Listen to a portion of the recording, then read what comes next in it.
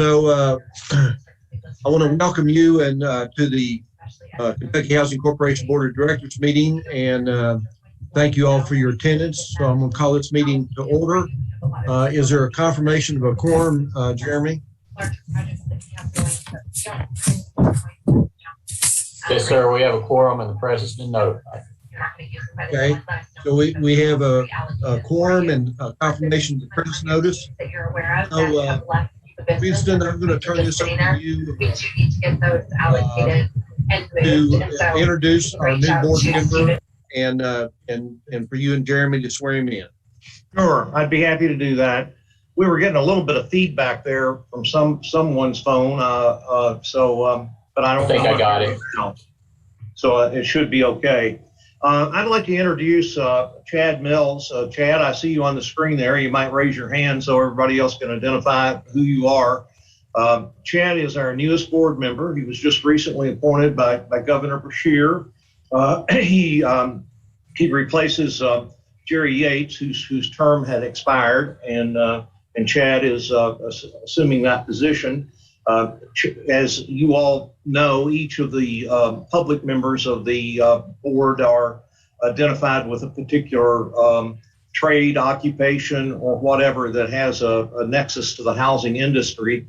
And Chad's association with that is through the Kentucky State Building Trades Council. And we welcome Chad to the board.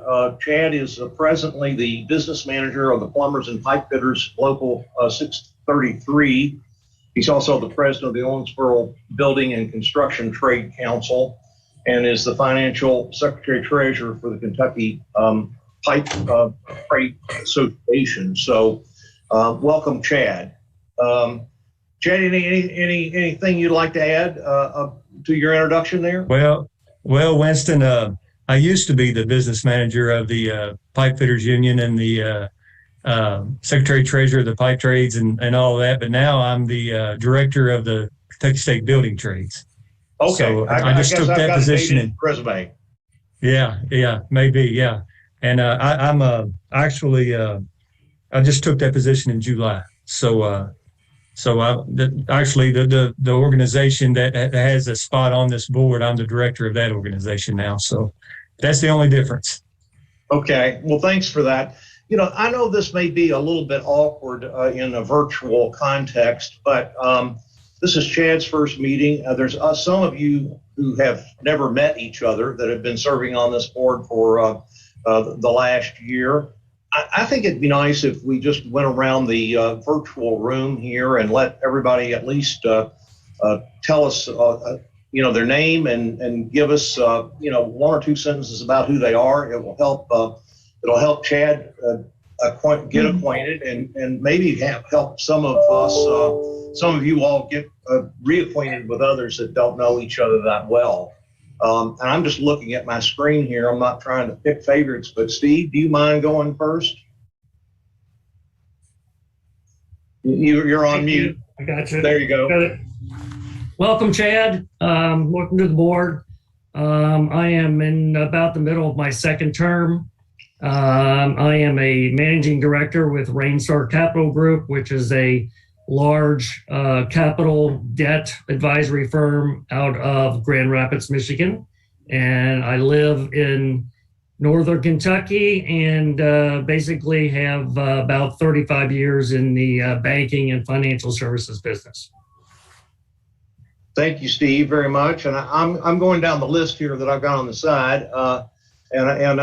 PG, are you on with us, I think? Yeah, yes, I'm here. Yeah, please introduce yourself, PG. Yes, welcome, Chad. My name is PG Peoples. I'm president, CEO, Urban League of Lexington. Serving this term, first year of this term on the board. I have served on the board previously, and I've been with the Urban League, working with the Urban League over 50 years, and I live in Lexington. Thanks. Thanks very much, PG. The next person I have on the list is Secretary Johnson. And Secretary Johnson, are you? I see the icon. I think you're with us. There you are. Can you see me? There we go. Yes, hi, I am Holly Johnson. I'm Secretary of the Finance Cabinet. So welcome, Chad. If you need anything from the Finance Cabinet, I'm the person to call. Great. Thank you very much. Okay. Let's see. The next person, Mike, you've already introduced yourself to Chad by phone, but why don't you do it again? Okay. Chad, welcome to the board. Mike Denham, I'm chair, and I'm just an old country banker. So we're glad to have you on here. From Maysville. Amazing, right. Okay. And the next person I see is Barry, I think, on his phone. Oh, yes. Welcome, Chad. I'm Barry Knopfinger. I live in Lexington, but it seems like recently I've been living in New Orleans, Louisiana. I'm working on a project for affordable housing down in Louisiana. But anyway, my day job is working with finance.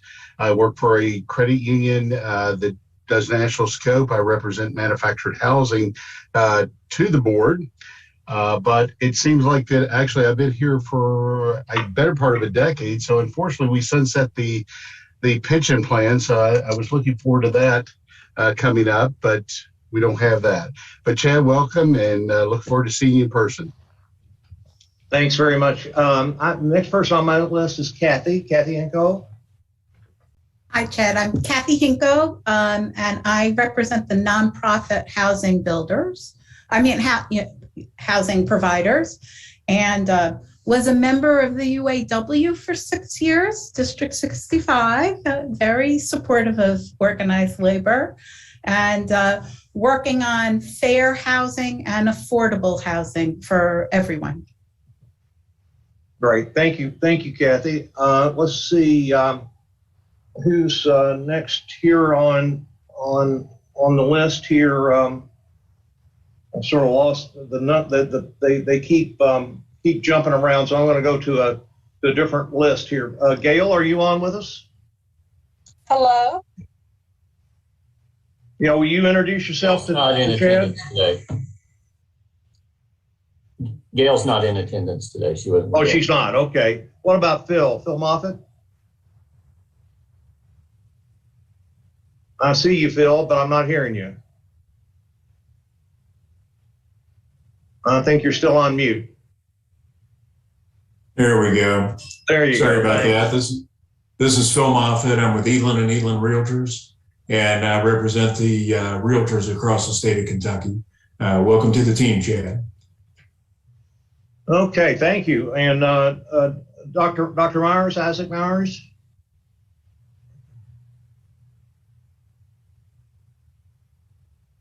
Is he with us? I see him there, but I'm not hearing him.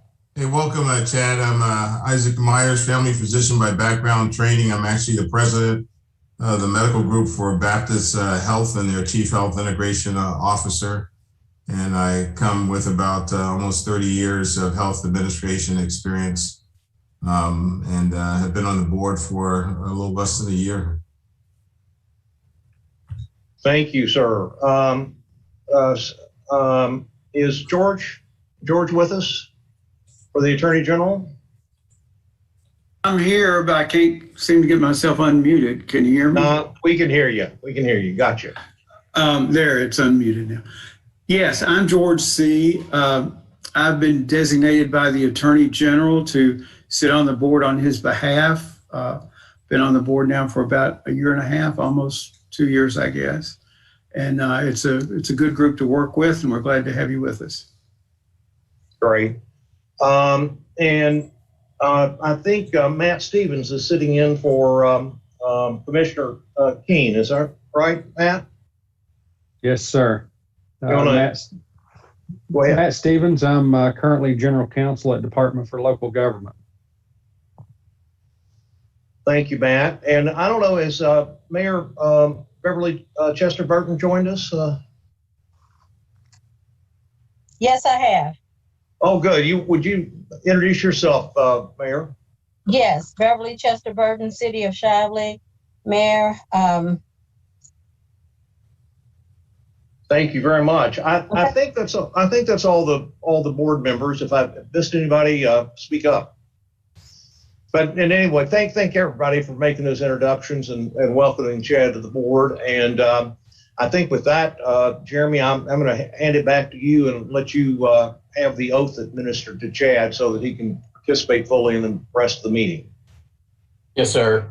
Sarah Gibson is going to administer the oath. It has to be administered by an officer. So she is a notary public and as such is authorized to administer an oath.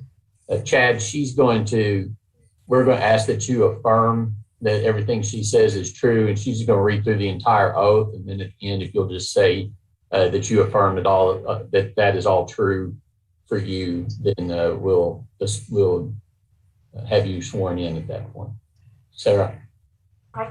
Mr. Mills, like Jeremy said, if you'll just affirm that the following is true.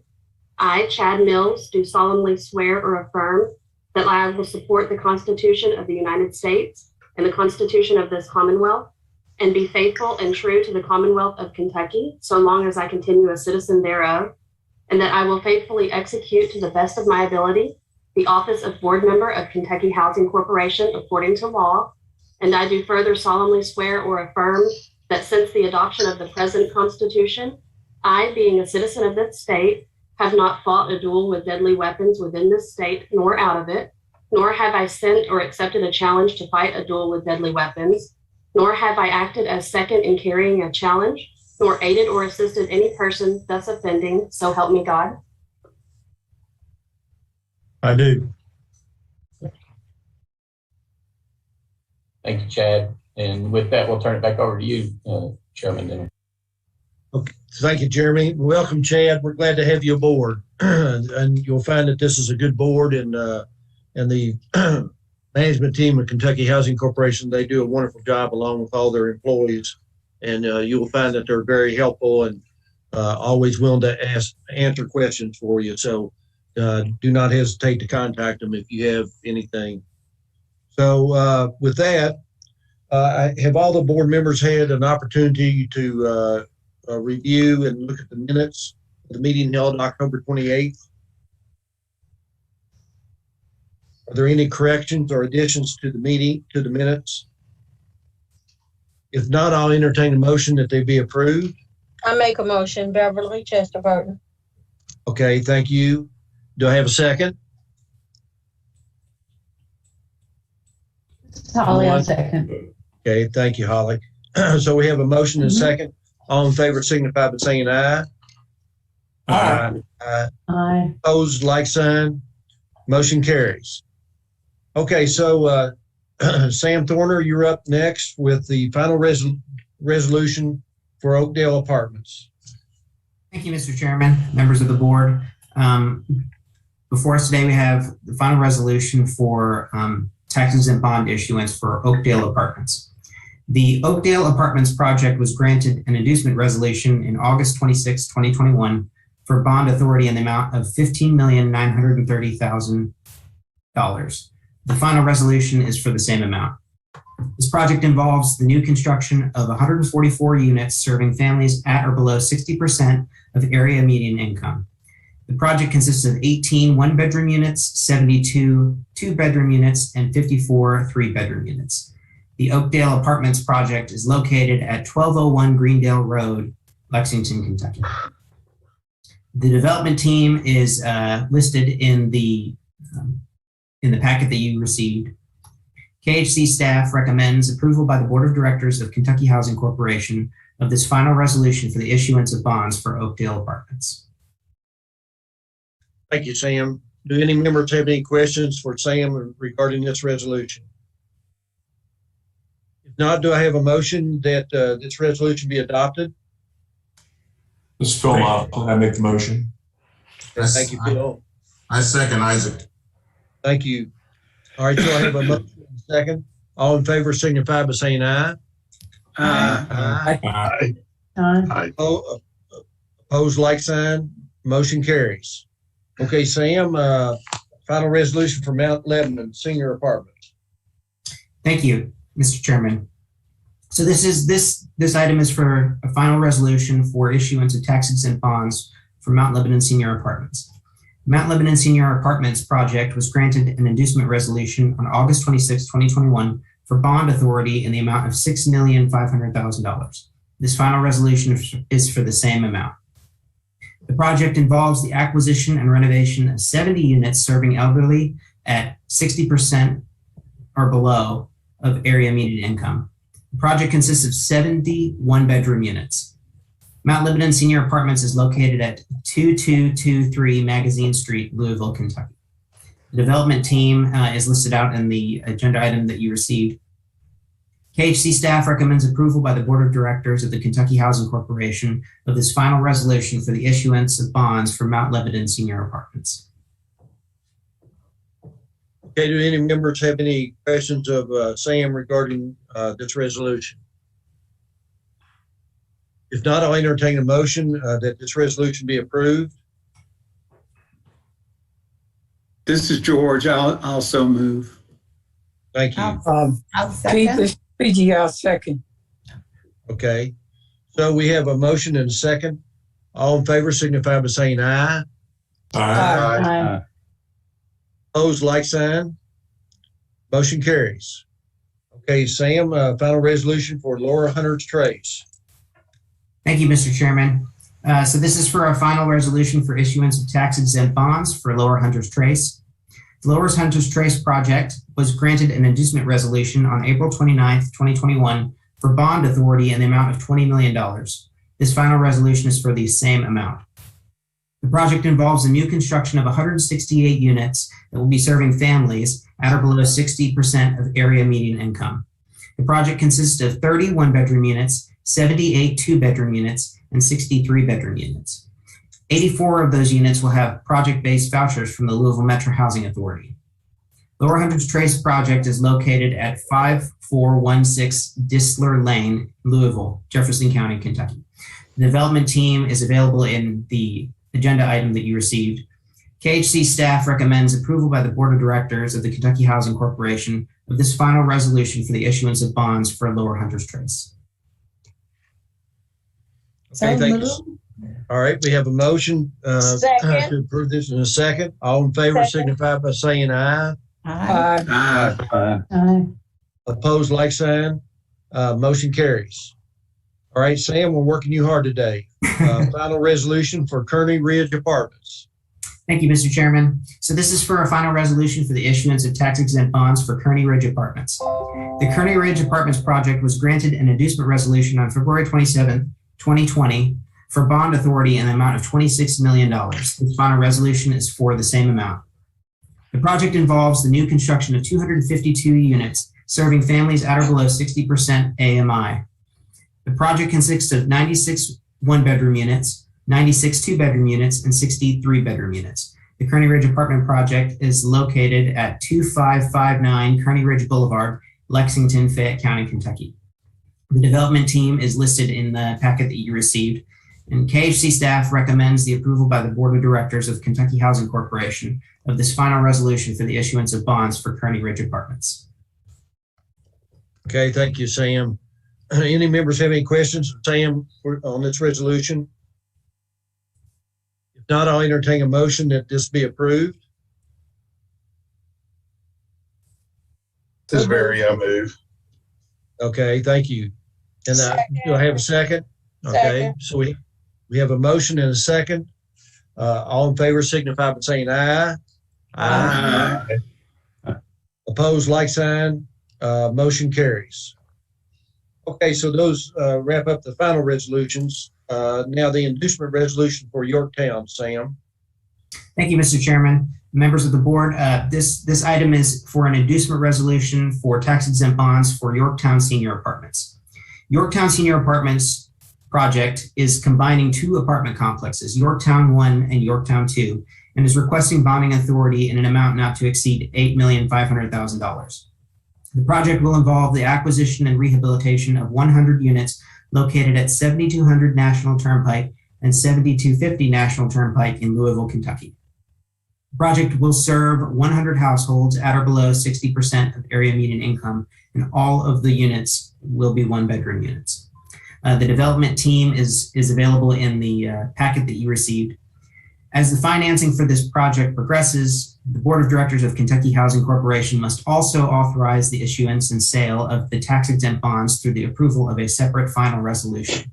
KHC staff has reviewed the preliminary submittals of the applicant and recommends approval by the Board of Directors of Kentucky Housing Corporation of an inducement resolution authorizing the tax-exempt financing on the Yorktown Senior Apartments project. I just want to confirm that they are going to be apartments for the definition of senior, the one bedrooms, right? Yes. Okay. So any other members have any questions?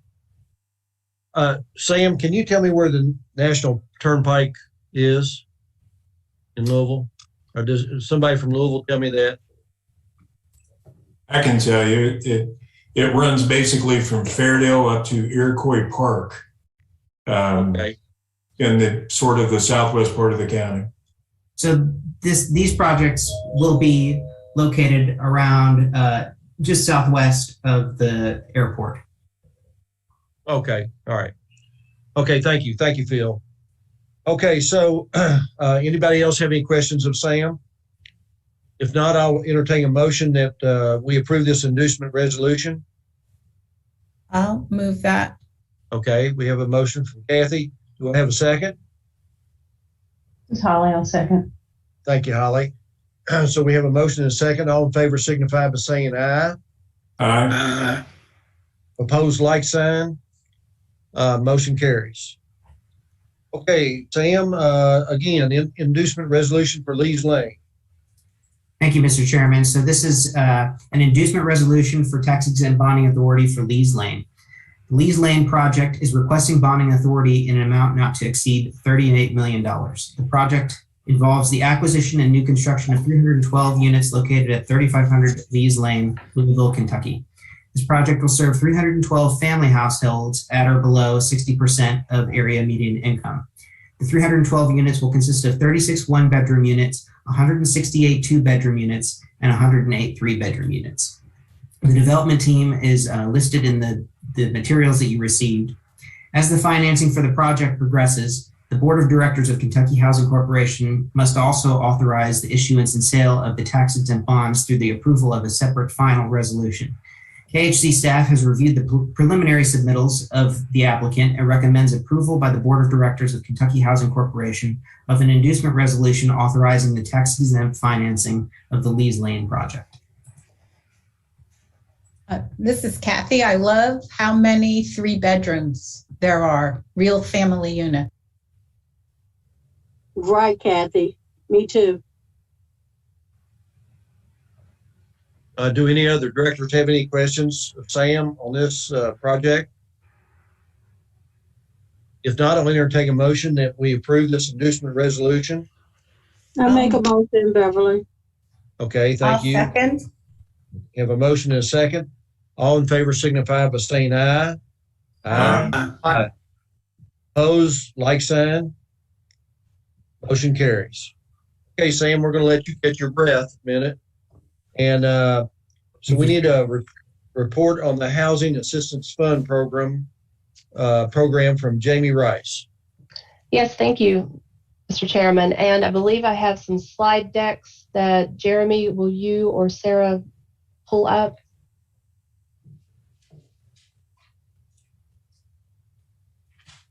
They're on the screen. Oh, perfect. I'm not seeing it. So I Oh, I'm apologize. sorry. I'm just realizing I haven't been sharing my screen. Sorry. Just a moment. I thought it was me. I just assumed.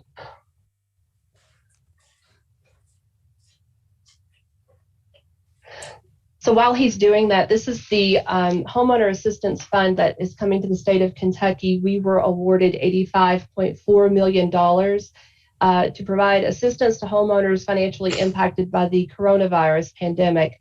I last updated this board at the end of August, and at the time of that last update, we had just submitted our formal plan to Treasury, and we were awaiting their approval, which we cannot launch statewide until we have full Treasury approval of our program plan design.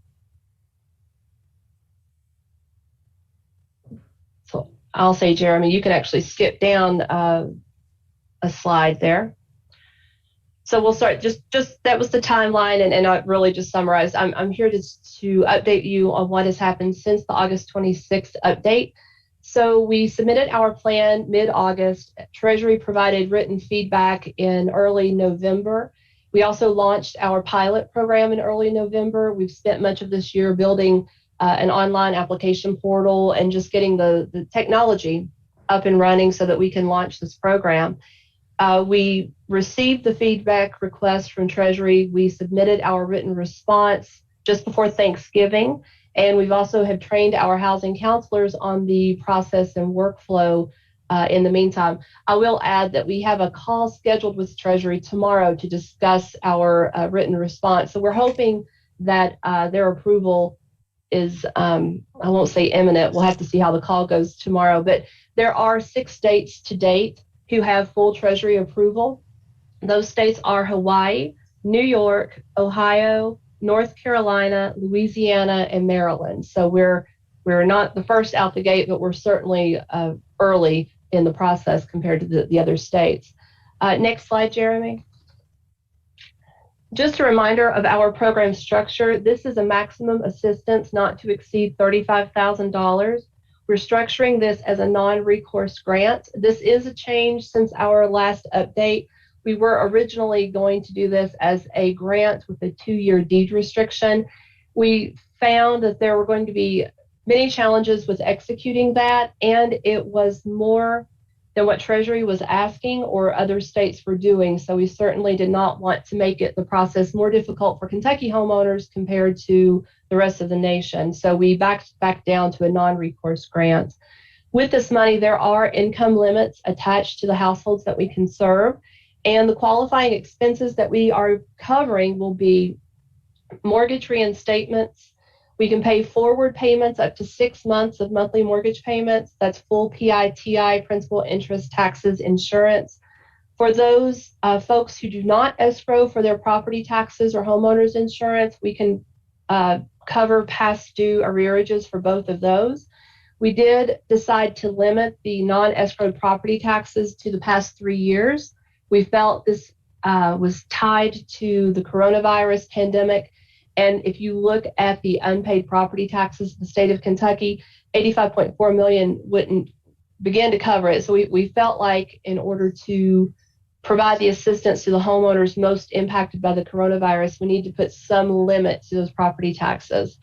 We will also pay for past due homeowners association fees and utilities. Those include gas, water, sewer, and electric. And we did say that at this point, you must be 90 days past due on those utilities. The application process, homeowners will apply through an online mobile-friendly application portal. They will work with housing counseling agencies and legal aid services as needed. And the current status of the program, we've been at step 3 since late August. We feel like step 4 is around the corner. And in the meantime, we did launch our pilot. We're calling it a test pilot, and I have to give credit to Jim Statler for that title. We initially just invited 30 KHC mortgagors to apply, and that was more to give our staff practice. We have a completely green program staff that have never worked with a program such as this, and we wanted them to have files to practice on to get comfortable with the workflow before we expanded it to the counselors, and certainly before we launched statewide.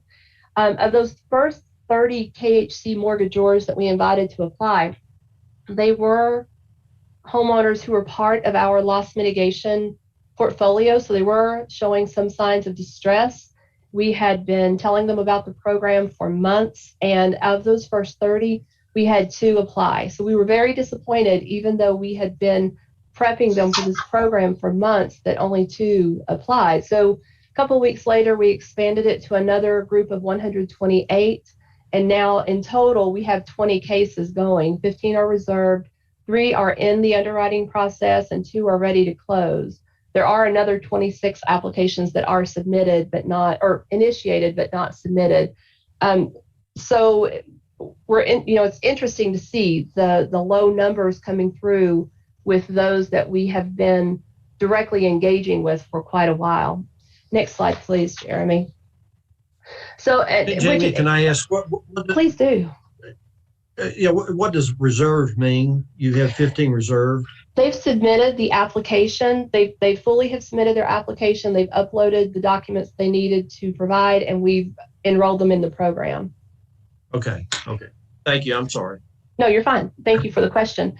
So roughly 12% return rate on the direct invitations. Marketing is going to be key for this program, but there's also a lot of education that's going in up front. Some homeowners who are part of the loss mitigation process, if their hardship is a permanent hardship, this program is a temporary fix. And so we're really focusing on upfront education for those who have loss mitigation options. They may need to talk to their servicer first. If they need a permanent mortgage modification to lower their payment, then they should go that route first before accessing the Homeowner Assistance Fund program, because the Homeowner Assistance Fund program is a temporary fix. It's a great program. It will be a great program. It will help a lot of people. But if their hardship is such that the death of a wage earner or a permanent disability, this program just is going to buy them time. And so we are really focusing a lot of upfront education for the homeowners and the servicers to make sure that they are evaluating all of their options for the best plan forward for them. So of our test pilot group, all have asked for mortgage assistance. The average months of delinquency is 12 months. 2 have asked for homeowners association assistance, which it doesn't surprise us. Not everyone is part of an HOA, so we would expect that number to be lower. Only 2 have asked for utility assistance, which is good that most of the homeowners that we've seen so far, it's a small group, but they are current on their utilities. None have asked for non-escrow taxes or insurance, but none should have. KHC requires escrow for taxes and insurance on every case, so we should not have seen any of those. So the next phase, we're still working. Oh, yes. Can I ask? Because I was going to ask, but they were all KHC people, so they had PITI, right? Correct. What are you going to do if there are property taxes that have been sold? Good question, Kathy, and I'm not sure what we'll do. If it is such that someone applies, I know that there are some states there's a period of time where you can purchase them back. If that's the case, I think this program would allow for that. A lot of these policies these program uses are brand new to Kentucky. The Unemployment Bridge program didn't cover property taxes that weren't part of escrow. So if we have a chance to engage a third-party payee to purchase those back, and as long as their total assistance does not exceed $35,000, I think it's within the parameters of this program that we could serve. Thank you. Thank you. So we are still working through a few back-end system elements. It's been a huge undertaking to build an online application portal and to get our existing system set up to pay utilities. We've never done that in the single-family department before. So we're finishing up those touches. We are fully expanding our pilot program. Next week, we have roughly 850 additional KHC mortgagors. If their rate of application matches the first group, then that may equal another 100 applications. We are fully involving the housing counselors. They're starting to process files and just adapting to a little bit different workflow. And we feel like once Treasury issues that final approval, everyone will have enough practice under their belt and the systems have been fully run through the process with live deals that will be ready for a statewide launch. Any questions? Yeah, Jamie, so basically, this goes beyond the scope of just KHC mortgagors. Correct. Okay, so this is going to be a statewide program for you. Yes. Right. Okay. Yes. And Jamie, I'm sure in Jefferson County, at least, that you could get the county attorney to take out taxes that might be sold if they know that they're working with you. Because every year there's and it also is a racial issue in Louisville, who actually finally goes through to have taxes on the market. But I'm positive the county attorney would be more than happy that if you identify the family, that they will withdraw the taxes. And you might consider that with some other county attorney. Thank you, Kathy. What we'll do, we're working on our marketing plan or communication plan. We'll make sure that the county attorneys are part of that education piece to make sure that they are aware that this program exists and here's the potential implication regarding property taxes.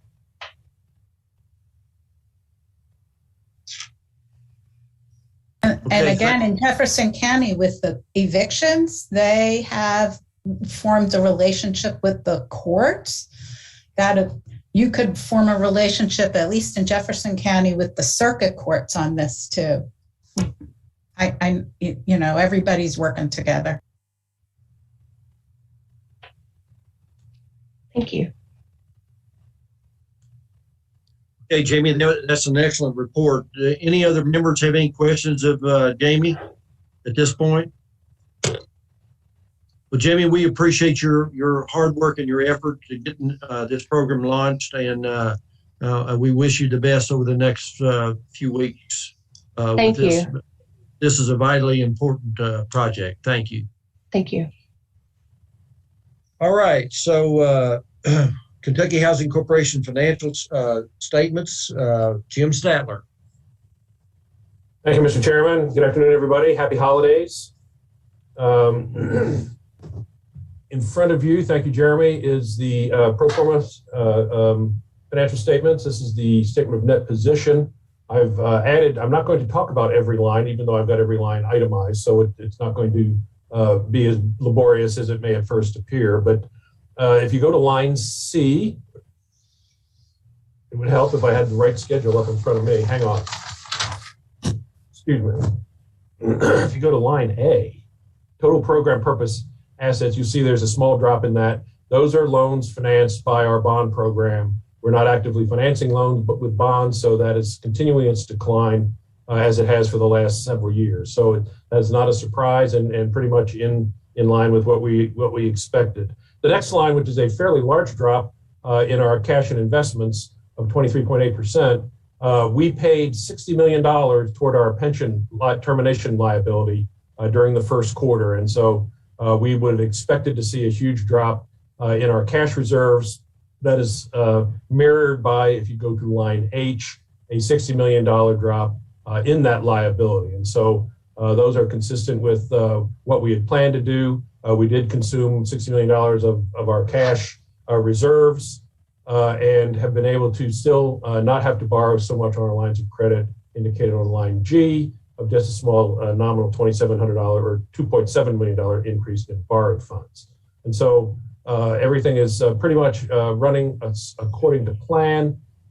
You'll see that on line E, our outstanding revenue bonds dropped by significantly more than our program purpose assets. Again, that is continuing our process of liquidating as many bonds as possible with cash sitting in the bond trust, rather than let it sit there and earn the paltry 2 basis points or less that idle cash earns these days.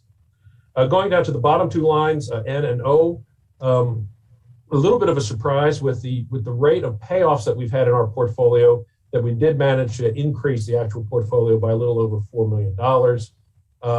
And we've got a continuing trend, a downward trend in the weighted average net servicing fee from 33.1 basis points to 32.3.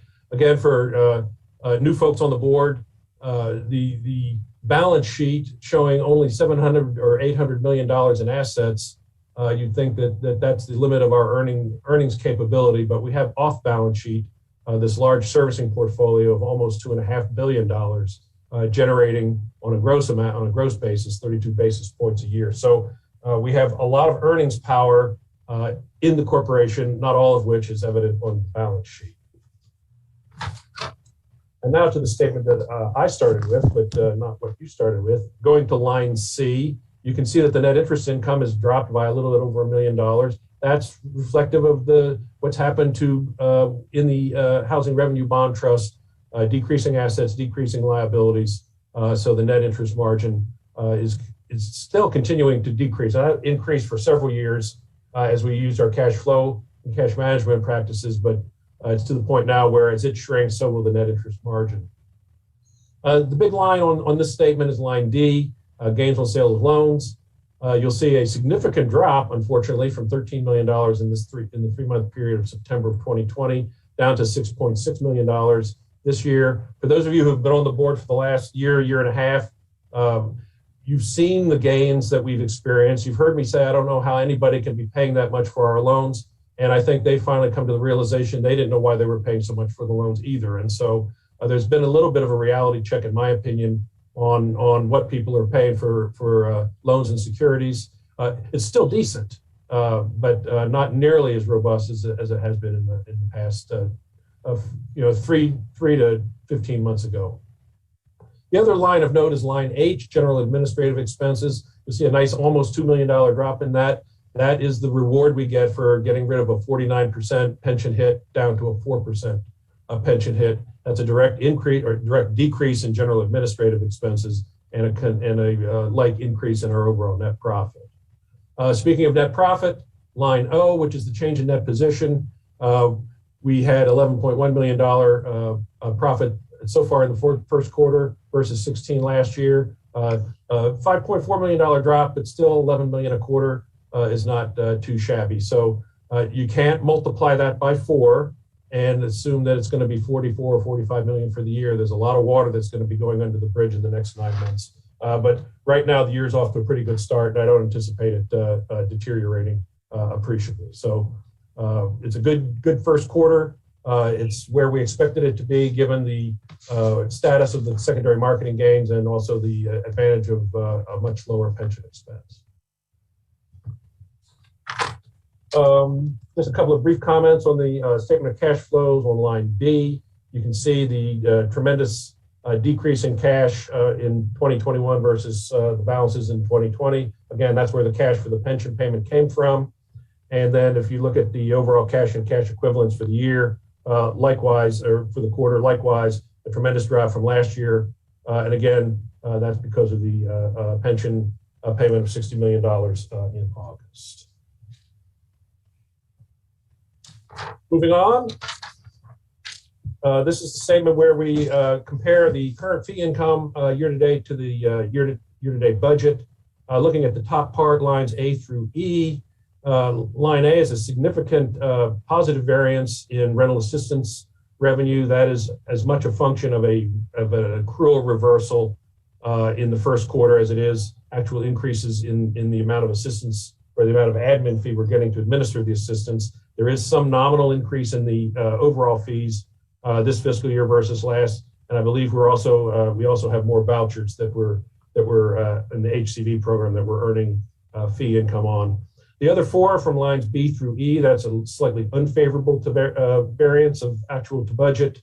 Some of that is we haven't incurred nearly as much expense this year as we had budgeted. We are adjusting to in the accounting and finance areas the significant drop in pension expense and how that works its way through the statements, how it worked its way through the charges for admin fee from the various government agencies. And we're still learning a little bit about how to budget it and how to actually charge for those admin fees.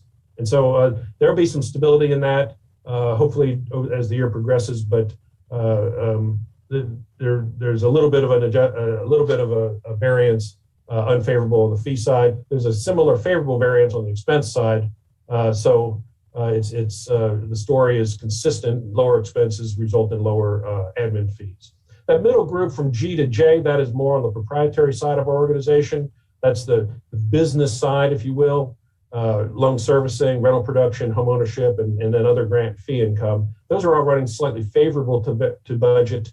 Some of that is cyclical on the rental production. It depends on when projects close. On loan servicing, that's a little bit over budget.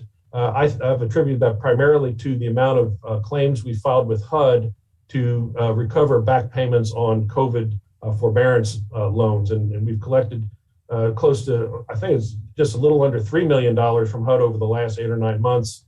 A lot here in the first quarter of fiscal 22. And embedded in that is servicing fee income, which is a piece of the interest component that we've recovered from on our claims. So all in all, between the net positive variance on the fee income side up at the top of the schedule and the nominal better than budget in the proprietary side, from a revenue standpoint, we're about $658,000 above budget. Again, you can't multiply that by 4. There's a lot of seasonal and timing issues in there, but the basic bottom line is we've got it under control, and the revenue hopefully will continue to flow closer to budget on the top piece and still above budget in the bottom piece there. Going to line O, that is the operating expense budget versus actual. You can see that we've incurred $7.4 million in operating expenses actually against a budget of 8.4. That's $1 million favorable. Again, we're cutting our teeth on where the pension is, and there's a little bit more detail on the page following. Bottom line, line P, we're $1.7 million ahead of budget. And again, for the folks who've been on the board for a long time, the budget was all normally expected to be 0 for a year. Not so anymore with the marketing gains on secondary marketing, plus the decrease in the pension expense. And so we're budgeted a higher bottom line for the year, and we're experiencing $1.7 million actually higher than that for the quarter. The $1,048,000 positive, the $1,048,000 positive budget versus actual is on the expense side is detailed on this schedule. Again, going down the schedule, looking at line A, which is a $646,000 favorable to budget variable or variance.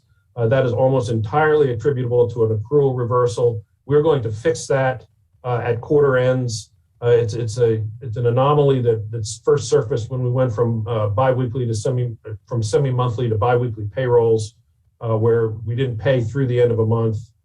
We don't pay through the end of the month anymore, so we have to accrue it for annual audit purposes, but it skews the quarters unless you accrue at the end of each quarter, which we'll hopefully have in place by the end of December this year. So I won't have to explain why we're always ahead of budget on payroll until the fourth quarter, and then we slip back into hardly being ahead or maybe behind a little bit when the accruals catch up, and just it's a little bit easier to follow the statements that if we do the quarterly accrual. Business services, that is the big expense that we're incurring this year. We knew we would to handle the HHERF emergency rental relief program that we're running. And so we've incurred a tremendous amount of money so far, a little bit over budget, most of which is recoverable from Treasury. There is in that number an amount a little over $200,000 that is a cumulative net bank charge that we expensed during the first quarter. We used to and historically got credit for a lot of our cash deposits at the banks as an offset to the cost of having the accounts. But again, our cash isn't worth much more than your cash, and so we're not getting as much earnings on those funds as we had historically done. And so we did have a little bit of a catch up on that in the first quarter, which will not be repeated in subsequent quarters. Looking at line F, there's $178,000 favorable in occupancy expense, $216,000 favorable in foreclosure costs and release fees. Those are COVID related. We're not foreclosing on as many properties, and we're not doing the occupancy expenses is as much a timing issue as COVID. We just did incur a whole lot of improvements or expenses associated with occupancy in the first quarter. Looking down a couple more lines, office supplies is a timing issue where we ramped up HHERF, consuming a lot of office supplies. Travel just above that on line I is favorable. Employee development on line K is favorable. That is, we're not traveling, we're not going through as much employee development. A lot of that had the cost of coming and going and overnight lodging, et cetera, which of course we're not traveling, so we're not incurring those costs as we put them in the budget. Legal fees on line O, that's favorable. If you recall on the prior schedule, the HHF fee income was under budget on fee income. We did not utilize that program hardly at all in the first quarter as we had hoped. And so legal fees, which is a big cost component of that program, are favorable as well. Printing and public information, again, that's a lot of marketing materials and print material associated with HHERF. Publications and memberships, a lot of those, the budget is spread equally over the 12 months of the year. A lot of those memberships are re-upped, if you will, in the first quarter. And so we'll have an unfavorable variance in the first and second quarter, hopefully with a catch up in the third and fourth. Liquidation shortfall, despite our best efforts to budget enough liquidation shortfall, payoffs have been relentless. And so we're experiencing a higher amount of liquidation shortfall than was in the budget. That is strictly a function of payoffs. And as long as the payoffs stay up, so will the liquidation shortfall. I anticipate eventually the loans that can refi are going to be done refi. And so that number is going to fall back in line a little bit more consistently with where it has been in years past. A couple other variances in line U and W are timing issues and training for clients and partners. There's timing primarily, but there's big training sessions that do happen for COC planning purposes where some of our partners receive training to assist in the administration of the COC plan. So overall, the variances are consistent reasonably with the level of activity that we're doing, and that I don't know that they adequately reflect just how much activity is going on. Wendy would be happy to explain just how much activity is really going on administering the eviction relief programs. There's a lot happening, and some of these numbers are they're on budget, they're a little over budget, they're a little under budget, but overall, I think we've done a pretty good job as a corporation in controlling our expenses where they can be controlled, and incurring expenses, the lion's share, if not all of which, will be recovered in admin fees from primarily the Treasury and HUD. So overall, pretty good first quarter, and we're hoping for 3 more to make it a decent year. Thank you, Jim. We appreciate the excellent job you do with these. Just a couple of quick questions. Sure. Do you anticipate the surplus from the sales of those loans on the secondary market? You had a substantial surplus this quarter. Yeah, and I had just a couple of comments that were not statement supported, and that was one of them, Mr. Chairman. We have the results of secondary trading through December already. We did the lion's share of our sales, believe it or not, yesterday, and so we have the results for the first 6 months. It's going to be just short of $12 million for the year. We have a target in the program of 2% of the origination volume, and the budgeted volume this year is $450 million. 2% of that is $9 million. We've already got 12. Now, we in the department keep what I refer to as a whisper number, and the whisper number is $2 million a month or 24 for the year. And so last year, if you recall, we had $35 million in gains. We are optimistic that we can hit $24 million this year, which is the same as the second highest gain number in the secondary program up to prior to last year. And so although the gains are not as remarkable as they were last year, or as unreasonable as they were last year, they're still pretty decent. And I don't anticipate that disappearing overnight. So I'm looking for that to continue. That is cash to the organization, as you're aware. That's how we built up the cash reserve to make a $60 million payment on the pension. And it was in our plan in finance to continue to have sufficient enough gains in fiscal 22 to pay off the remaining bill on the pension plan so that we can exit the pension plan, go forward without any debt associated with the pension plan. And it's a lot of things a lot of planets have to line up, but for all that to work out. But I'm still optimistic that that's going to happen by June. Okay. Speaking of the pension plan, Jim, can you and Jeremy or Winston give us a brief overview of where we are with the pension plan and how that's working? Sure. And that was another one of my prepared comments. You're playing right into my hand, Mr. Chairman. I appreciate it. I'm sorry, I didn't mean No, that's fine. On December 2nd, just last week, the 2021 actuarial report was issued and approved by issued to and approved by the KPPA board. The most significant revelation in that is that the plans, including the plan that we are exiting, enjoyed between 21 and 25% investment returns. And so what that means is that on June 30th, which is the measurement day for our exit, they were flusher, if you will, with investment value, which should, in my opinion, serve to support our exit value of $90 million.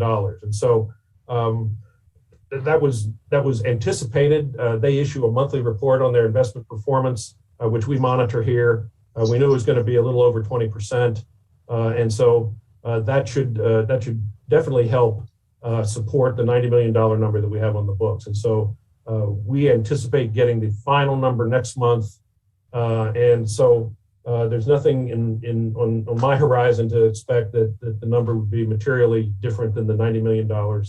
60 of which we have paid.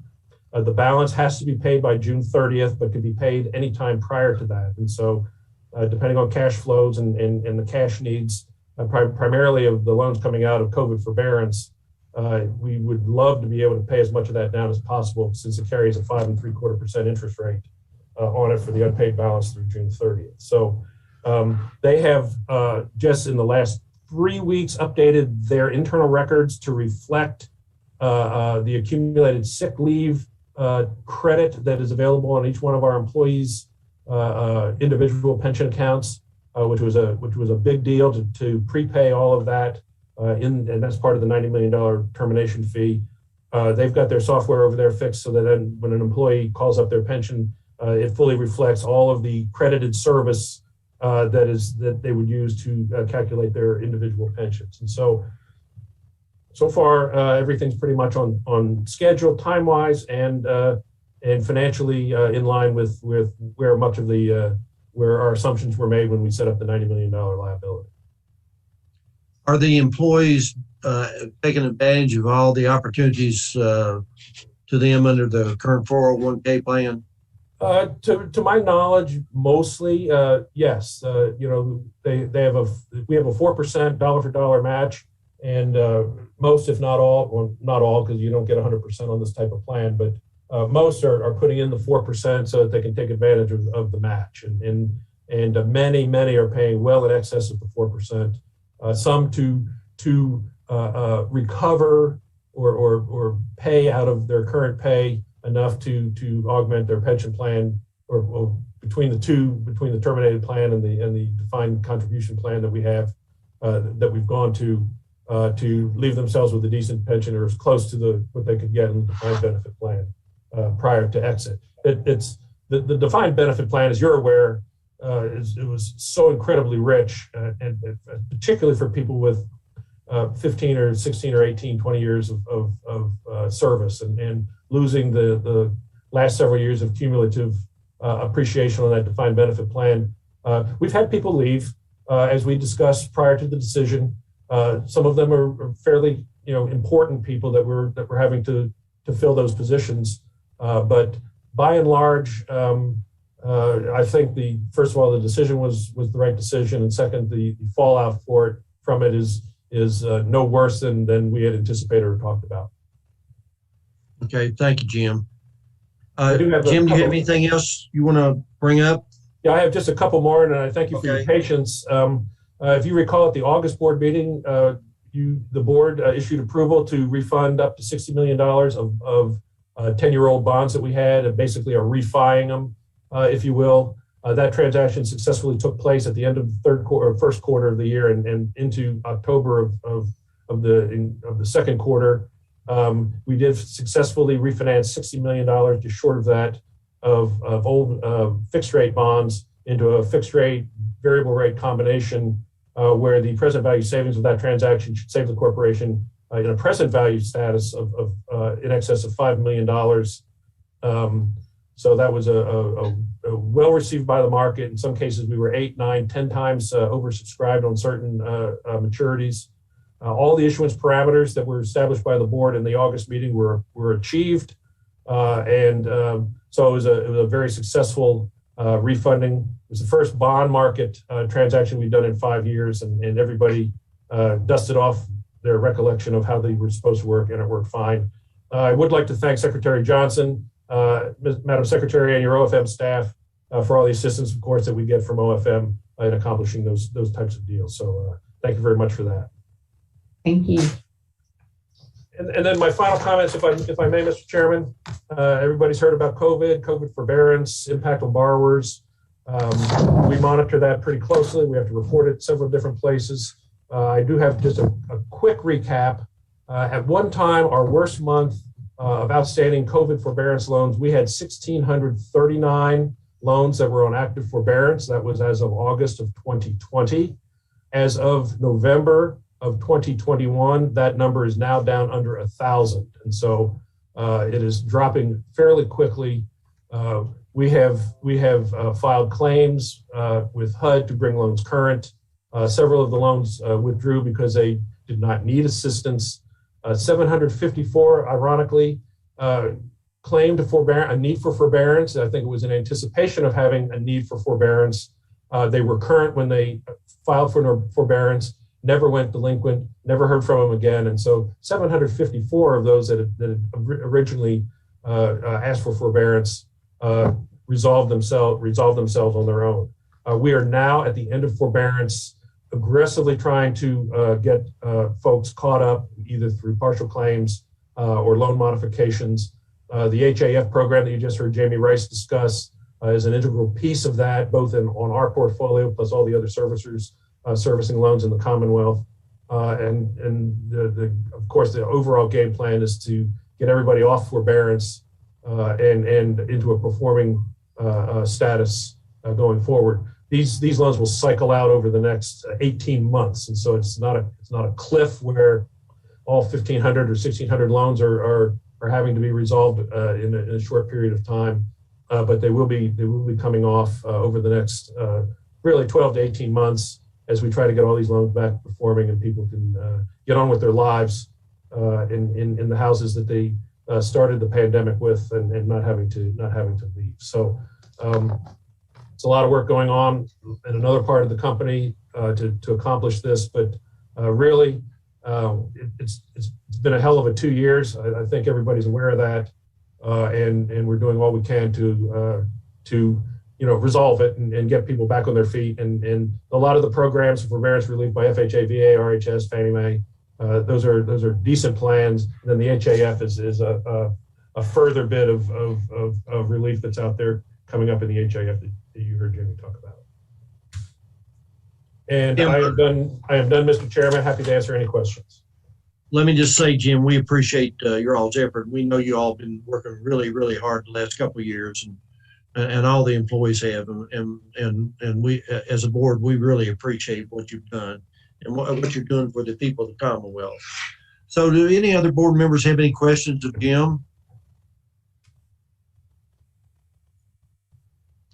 Well, if not, Jim, just let me say thank you for all your effort. And Jeremy, do we need a motion to accept these financials?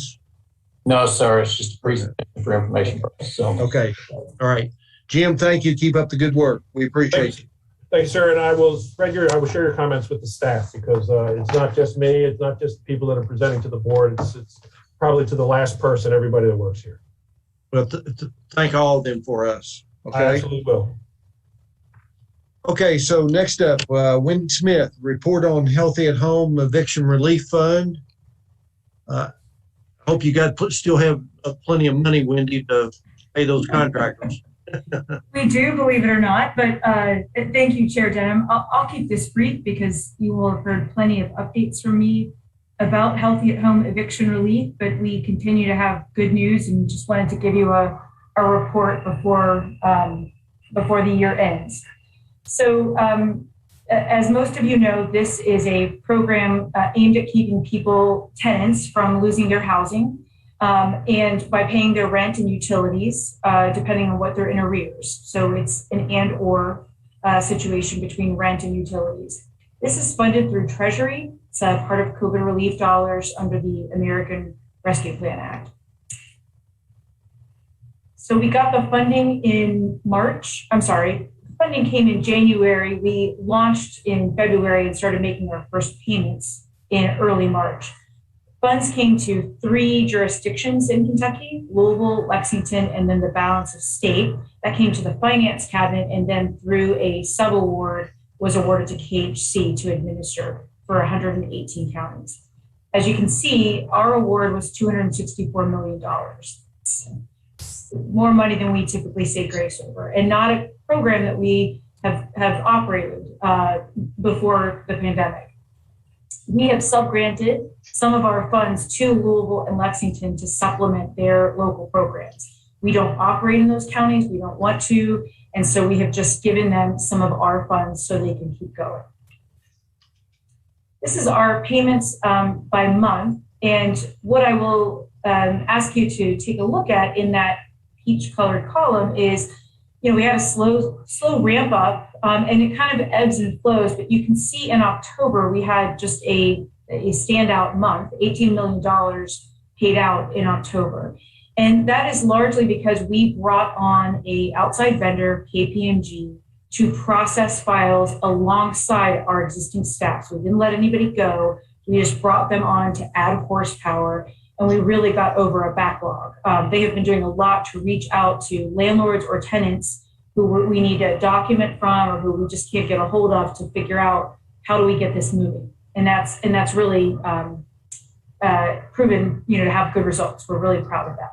So in total, we are at $87.7 million in assistance paid out from KHC to tenants, to landlords and utilities. Over 99% of the funds have gone directly to landlords and utilities. Tiny amount has been paid directly to tenants when the landlord refuses to participate or doesn't respond.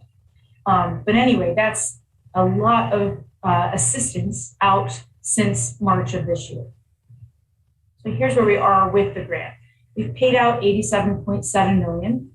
That translates to almost 25,000 individual payments on behalf of nearly 18,000 tenant households. Some households are getting a rent payment, a utility payment, so there's more payments than households assisted. The average has been going down just in very tiny increments. It's now just under $4,900 per household in assistance. And again, over 99% of the payments are going directly to landlords and utilities. So if you're looking at our overall grant, I'll remind you, we have $264 million. We've sub-granted $38.7 million to Louisville and Lexington. We've paid out $87.7 million. We have used $7.5 million for administrative costs. That's us and our vendor and our temps. So it's a bunch of different cost areas. That is 3.7% of the overall grant. So we still have plenty of admin remaining. We're allowed 10% admin. And so when you add all of that together, we are at $133.9 million expended or committed via subgrants. So that's 51% of the overall grant. Treasury defines that a little bit differently, so I'm going to show you another number, but I wanted to tell you we're pretty proud of that. In housing program years, that's a lot of ground covered and a lot of assistance gotten out to the Commonwealth in a pretty short amount of time. What that is translated to is that Kentucky ranks right in the middle nationally. We are 24th in terms of the percent of our grant expended or obligated. 41.5% is how Treasury calculates it. We calculate it a little differently, so I'm using their number for this. And shown, this is the same ranking, just shown as a bar chart. You can see we rank right there, we're at 24th. And for a state that doesn't have extremely high housing costs, we're pretty proud of this because in New York, Texas, California, you can help this many homeowners and spend this much money. In Kentucky, you help this many renters, you're not going to expend as much of your funds because our housing costs just aren't as high. right? In California and New York, they might be helping folks to the tune of $20,000 to $50,000 a tenant. I kid you not. So, ours at $5,000 a tenant, it's just going to take us a lot more legwork to get dollars out and get a percentage of our grant spent. So we're proud of this. You should be proud of it, Wendy. Thanks, Mike. You've done a yeoman's job, and Thanks. your people. My folks have, really, yeah. We're also featured on Treasury's Promising Practices webpage. This just came out today. We're just featured as, some of the work that we're doing and how it's improving our program. I'm just letting you all know that because it feels good to be noticed by the funding agency. And this is probably the most important thing to be proud of. This is data from the Administrative Office of the Courts on forcible detainer filings, so filings that begin an eviction process. And when you look at the blue line, that's 2019, pre-pandemic, week by week. When you look at the orange line, that's 2020, and you can see when the courts closed altogether and there were no eviction hearings, no dockets at all. And then later in 2020, even though there was an eviction moratorium in place, you were still allowed to evict for reasons other than non-payment of rent. So evictions did begin to happen again in 2020. But the green line is this year through late September. And what you can see is that even though the moratorium has gone away on evictions, we are not seeing evictions going even back to 2019 levels, let alone the avalanche that was predicted in a lot of the media. This is a conversation Winston and I just had with Chief Justice Minton about evictions and eviction diversion. I can't draw a causal relationship between our program in Louisville and Lexington's and this data, but it sure seems like $87 million probably made a difference in how many folks got to stay housed and how many landlords got the rent that was due to them. That's it. That's all I had. But Wendy, questions. I am really impressed, and you and your people should be proud of this, and we're proud of you. So, do any other directors have any questions of Wendy? Wendy, I do have one. What explain returns? People, yes. Some people returning that money. Yes, I'll go back up. So that we've had $773,000 in returns. This is when sometimes we pay electronically every Friday. Sometimes it gets posted to the wrong account. They return it and we might pay it back out. Sometimes when a tenant moves before we pay prospective rent. We pay arrears and 3 months future rent. If the tenant moves, we have landlords who are honest and per the requirements return the money to us. So it's a mix of that. Sometimes a utility might say, hey, they moved, so the account's gone, we can't take this payment anymore. And so it's a mix of all those things, just money that's come back to the program. It gets put back in the pot to go back out. Okay, thank you. This is Kathy. And Wendy, what we got to work on is having that eviction rate be never go back to the 2019 when it was the free market and thousands and thousands and thousands of children were being put out of their homes.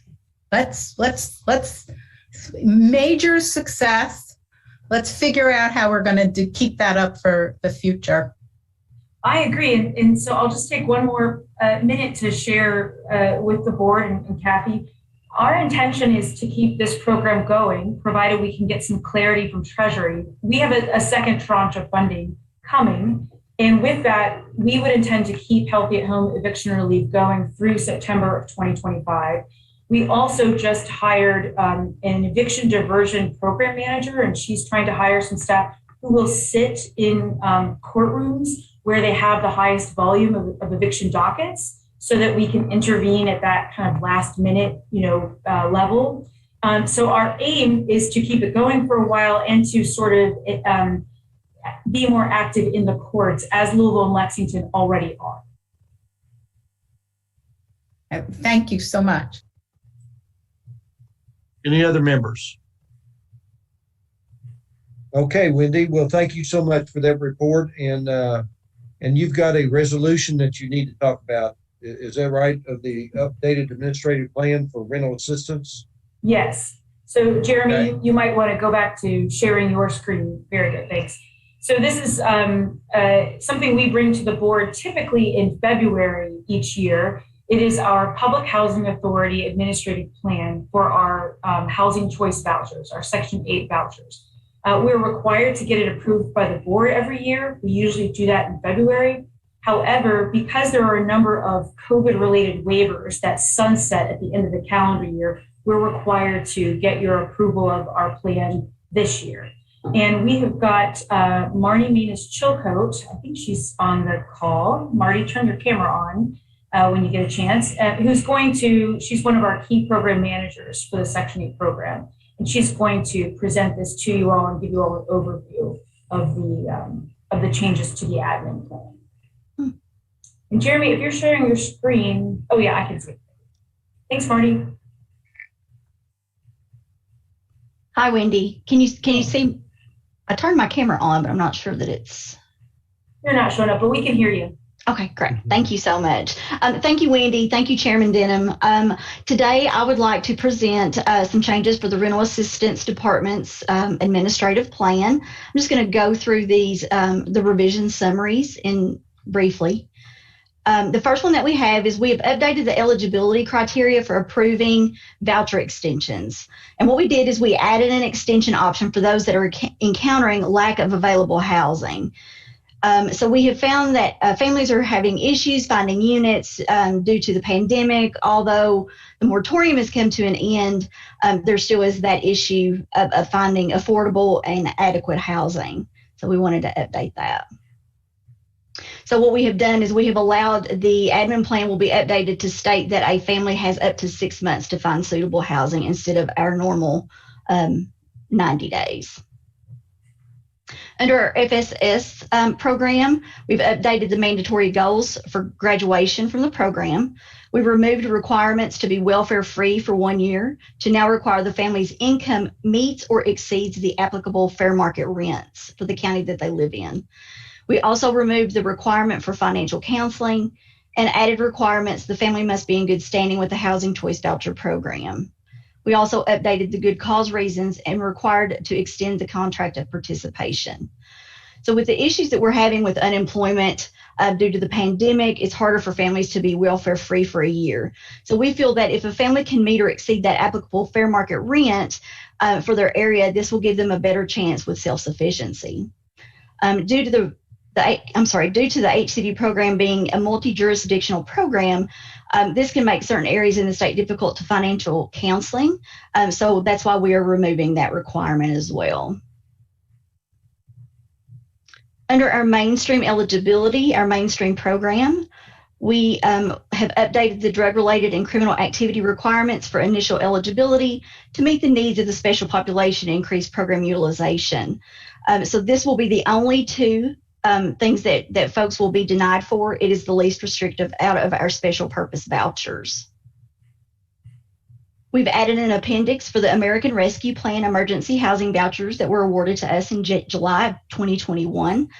We were awarded 257 vouchers, and those are to help folks with DV situations and our non-elderly homeless. We also added verbiage regarding the process of maintaining our family unification program waiting list. Once we are fully utilized at 100%, which we currently are, we had to create a waiting list and provide documentation as to how that they would be pulled from our waiting list, which will fall under our regular voucher by date and time. We also just received notification from HUD that allows PHAs to set payment standards at 120% of the fair market rent for VASH participants. So we would like to implement this change effective January 1 of 2022. We feel that with the current issues with adequate housing, will give our veterans a better opportunity to be housed sooner. And then also, as Wendy mentioned, our current waivers, they are set to expire in December of 2021. Depending upon expiration or extension of some or all, the administrative plan would need to be updated to reflect that guidance. And that's all that I have. Mrs. Cat, sorry. I agree with everything you did. Awesome. I just find it sad that people could be handed a $10,000 check without any financial counseling who have never had that amount of money. So I hope every effort is made to give financial counseling, but I understand you got to remove the requirement if it's an impediment.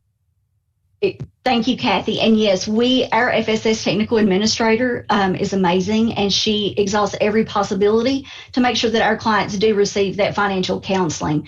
There are in some of our rural areas that there is just not that opportunity available.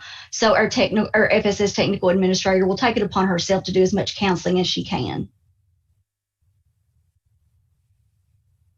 Thank you. You're welcome. Thank you. Ma'am, I missed your name, please. Oh, I'm sorry, Chairman Denham. I am Marty Manus-Chilcote. I'm the Housing Choice Voucher Program Manager. Okay. Well, this is an excellent presentation, and thank you for your hard work, Marty. We appreciate it. Thank you, sir. Any members have any questions of Marty? Okay, so help me here, Wendy and Marty. Do we need a motion to approve this plan? Is that correct? Yes, I think I make a motion, Beverly. Okay, so we have a motion. Do we have a second? I'll second it. Okay, we have a second. All in favor, signify by saying aye. Aye. Aye. Opposed, like sign. Motion carries. Again, ladies, thank you so much for your work, and please extend our appreciation to your people. Thank you, sir. All right. So that takes us to Joe Sanders, going to give us information on the information technology security. So Joe, you're up. All right. Good afternoon, everyone. Wanted to give you a brief update on kind of what KHC is doing from disaster recovery and cybersecurity. As you know, that's probably the two most important topics that everyone's talking about these days. Number one, what do you do when you have a disaster? And also what happens from a cybersecurity standpoint.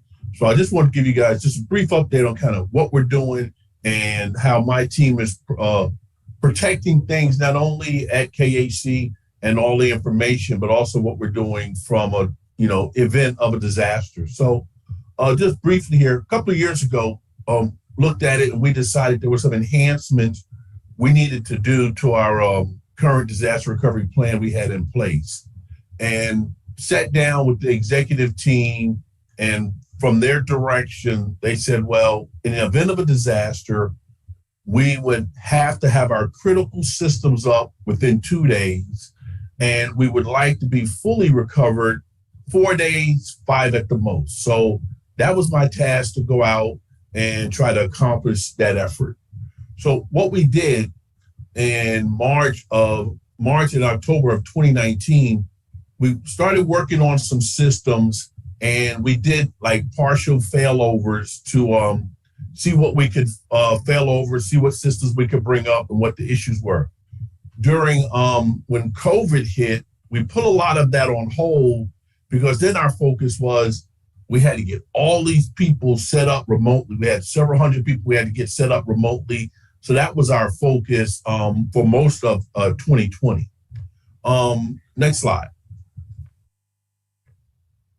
So another thing that we did, we looked at where our data center location was, right? And we had a data center, it was right here at headquarters, but there was always construction going on here. We'd have lightning strikes, and we said we really need to first go to a more secure facility. So in March of this year, we moved our data center from Frankfurt to an off-site facility in Louisville. And then what we did in August, we moved all the systems from the primary system over to the backup system, and we ran a week on the backup system. We didn't tell anyone but the executive team. None of the users knew, none of the businesses, no one knew. We ran for a week. And then after that week, everything went fine, and we failed back over. And what we found out that we were able to do when we first switched over to the backup system, we were able to get our backup system up and running in 4 hours. And there were some glitches we had to work through. So when we switched back, and it was very seamless, we were able to switch back a week later in 2 hours. So now, as we go through audits and everything, we can attest to everyone, we have a full disaster recovery system. It's been fully tested. From a user perspective, we can now attest that if we have to switch and fail over, it will be seamless to everyone. When we finally announced to everyone that they were running on a backup system for a week, they were totally in shock. They didn't notice a difference or anything. So that's it from a disaster recovery standpoint. So now we know we have a good system. We have an excellent failover process in place. And based on the 2 to 4 day window that I was giving, I can now guarantee, worst case scenario, that I can have us back up in 4 hours. So that's it for disaster recovery. Next slide. The other thing that we've been working hard on is cybersecurity. You know, you have ransomware, you have all the people trying to hack us. What we did, I had my team give me some stats over the last 90 days. And what we see is, and the numbers were a little bit shocking, but there's kind of numbers that I've been seeing throughout my career. We process probably about 1.7 million emails that come through our system in the last 90 days. 1 million of those emails are trash. Could be spam emails or some type of phishing emails. We block those. 700,000 of those emails are valid emails that need to come to Kentucky Housing. And we have a lot of systems in place where we work hard to make sure that we keep all the bad stuff out and we let the good stuff come in.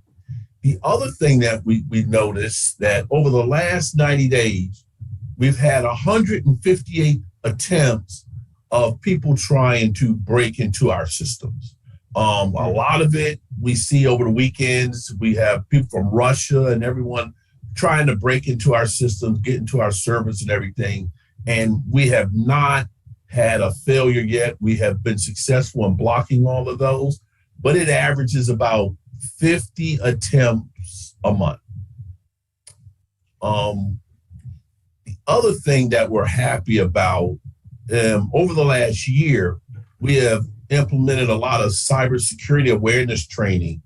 And I am proud to say that as an organization, we have had 100% participation. A lot of people, they take the training. We have a young man that is very good at presenting this training. We have some people, they'll go and take it 2 or 3 times because of how his presentation and how he basically helps you with awareness. The other thing that we've done, and I talked to a lot of my peers, and I don't think anyone has done this yet. We've taken the cybersecurity awareness training and segment, and we now have a segment on our website, and it's called Ask Nolan, and he's our cybersecurity consultant. And what he does, everyone can ask questions, and he will answer those questions. And it doesn't have to be tied to work. It's how do I secure my network at home, or what firewall software should I buy, or virus software should I buy? And we've been seeing a lot of participation there.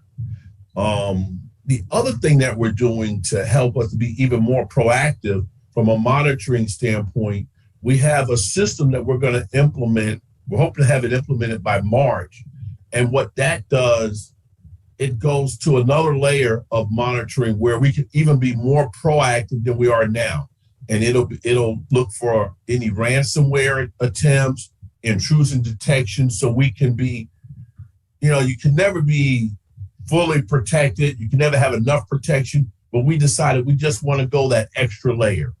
So this is just some of the things that we're doing. I just wanted to let all of you know that we are proactive and we are doing our best to keep KHC, our data and information safe. Well, Mr. Sanders, just let me say that's impressive. And, we learned in the banking industry back in the ice storm that you need to have an off-site facility. We deal with those intrusions every day as well. And I might say that you look like you got a handle on it. And so we appreciate your effort. We appreciate your folks' effort. And so thank them for us. Do any members have anything to ask Mr. Sanders in regard to this? I would have to tell you I'm impressed with the job you're doing here. Thank you. Great Any presentation. other board members? Mr. Moffitt, go right ahead. Just a great presentation. Thank you. All right. Thank you. Thank you. Well, I appreciate everyone's time. Thank you. Well, thank you. Thank you. All right. So if there are no other questions for Mr. Sanders, we'll move on to loan servicing and a contract with Wolverine Real Estate Services. So, Jim, you want to explain that to us, please? Yes, sir. Thanks again for your time and patience, everybody. Earlier in the year, back in February or so of every year, we enter contracts with what we call P&P companies, preservation and protection companies that we are required to inspect all defaulted properties. And we did enter into 3 contracts at the beginning of the year. These are fiscal year contracts. One of our providers has failed to perform, if you will, and they're no longer under contract with us. And so to cover the geography that particular company was covering, we had to enter it. We need to enter into a new contract with another entity. So management is asking for authorization to enter a contract with Wolverine Real Estate Services, Inc.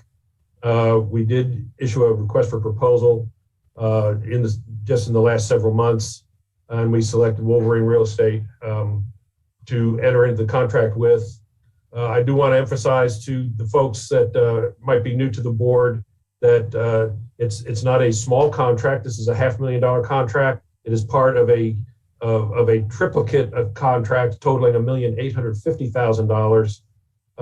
At one time, these contracts totaled $3.5 million here for the inspection and preservation of delinquent and defaulted properties. This contract is for $500,000 for property preservation between now and the end of fiscal 22 with Wolverine Real Estate Services, Inc. Management staff recommends approval by the board of entering into this contract. I'm happy to answer any questions on this particular contract. Jim, where's Wolverine Real Estate Services? Where are they located? Much as I, an Ohio State fan, have to admit, they are based in southern Michigan. Okay. All right. Okay. All right. And they have a good record of doing this type of work? Yes, I didn't actually review the proposals, but finding companies to do. We at one time had a company that did all of it for the whole state, and it was ended miserably. And so we do try to parcel this out to 2 or 3 entities. Unfortunately, this one who we had dealt with for several years just was unable to perform. I don't know if it's a COVID thing where they couldn't find people to do it. It can't possibly be an easy thing to do. So anyway, this outfit is actually based in Michigan, and they as of yesterday got their approval to doing business license or application or what have you to operate in this Commonwealth. So we're glad to have them on board and pick up where the previous one left off. All right, thank you, Jim. Any members have any questions of Jim in regard to this request? If not, I'll entertain a motion that we adopt this resolution. Phil Moffitt, I'll make the motion. Thank you, Phil. Second, Beverly. Second, Thank you, Beverly. Okay, so we have a motion and a second. All in favor signify by saying aye. Aye. Opposed, like sign. Motion carries. Okay, so Mr. Chairman. Yes. Mr. Chairman, this is Jim again, and I'd be remiss if I did not take time of the board to thank our now leaving controller. She is resigning effective next week. She's done a yeoman's job in preparing the financials and keeping the accounting systems going, and we will miss her terribly, but Christina Keys has done just an excellent job, and we wish her all the best. Would you give her our appreciation for the job she's done, Jim? I absolutely will. Thank you, sir. We hate to see her go. Yeah. So, okay, thank you, Jim. Next up is Jeremy Radleth with the 2022 Board of Directors regular meeting schedule. Yes, sir. Thank you, Mr. Chairman. So every year in the December meeting, we set the schedule for the regularly scheduled meetings of this board for the following calendar year. So I bring before you this item. Per our bylaws, this board is to meet the last Thursday of the months of February, April, May, August, and October, and meet on the second Thursday of the month of December as their regularly scheduled meetings. In your agenda item, in your packet or on your screen here, you will see the dates of those meetings would be February 24th, April 28th, May 26th, August 25th, October 27th, and December 8th. All of those meetings would occur at 2:00 p.m. per our bylaws. And so I bring this motion to you, or this item to you, to seek your approval of this schedule. Once this is established as the schedule, everyone will get meeting reminders sent out to them so they can get it on their calendars. But staff recommends that this schedule be approved. And maybe with a little luck, we'll be able to meet in person at some time in 2022. I would welcome that greatly. Yeah, I would too. Okay, do any members have any questions about this schedule or any questions with Jeremy at all in regard to this? If not, I'll entertain a motion that we approve this resolution. So moved. Okay, Kathy, thank you. I have a second. Holly, I'll second. Okay, thank you, Holly. So we have a motion and a second. All in favor signify by saying aye. Aye. Opposed, like sign. Motion carries. Thank you, Jeremy. And Jeremy, thank you for running these screens for us. It's an invaluable resource. I really don't have any informational items other than Winston, we would, on behalf of the board, we would like for you to give each and every employee a holiday greeting from us and thank them for the work that they do. I continue to be so impressed with your organization, with your people. It's an unbelievable group of folks. So if you would do that, and with that, I would turn it over to you for any items that you might have. Well, thank you, Mike, and we do appreciate your confidence in the folks at Kentucky Housing and your appreciation for their work. I'll just start with just echoing what I've heard you say and what I've heard others say today. And this has been an incredible year in so many respects.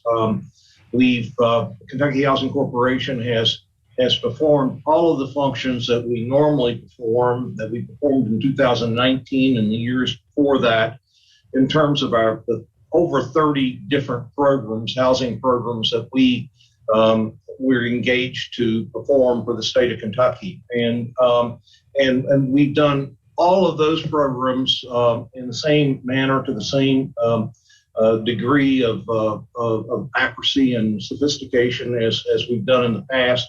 And in addition to that, we've taken on the Healthy at Home eviction rental program. We're taking on the homeowners assistance program, and we've taken on many other lesser programs that have been huge. We've gone from 220 employees on a regular basis to close to 350 employees on a regular basis. Many of these are people that are temporary, that are engaged in the rental assistance program, and then we've taken on a contractor in addition to do that in order to get this assistance out. Almost $88 million to 17,000 families. We've got close to $80 million in homeowners assistance funding that's going to be available. That's going to be to assist us in the next several years in dealing with homeowners that are behind in their mortgage payments.